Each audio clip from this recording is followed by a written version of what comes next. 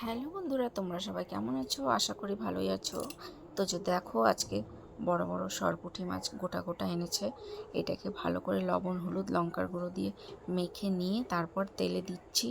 তো দুটো তিনটে করে ভাজবো, একসাথে ভাজলে ভেঙে যায়। তো আমার মাছ ভাজা হয়ে গেছে। জিরা ফোড়ন দিয়ে মশলা দিয়ে ভালো করে কষিয়ে নিয়ে তারপর ডাঁটা, আলু আর বেগুন দিয়ে মাছের ঝোলটা রান্না করব। তো দেখো, কষানো হচ্ছে।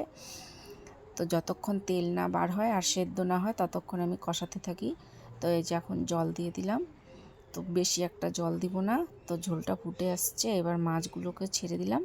তো দিয়ে এখন 2-4টা পলক দিয়ে ভাজা জিরে গুঁড়ো করে রেখেছি সেটা দিয়ে দেব নামানোর আগে। তো ততক্ষণ তোমরা মাছের এই ঝোলটা দেখতে থাকো। তা আমি একটু জিরা বেটে নিই। তো এই যে দেখো, আমার ঝোলটা ফুটে এসছে, জিরা ভাজা দেওয়া হয়ে গেছে। এবার আমি ঝোলটা একটা পাত্রে ঢেলে নেব। তো ভালো লাগলো আমার পাশে থাকবে, নেক্সটে আবার দেখা হবে। সবাই ভালো থাকবে, টাটা।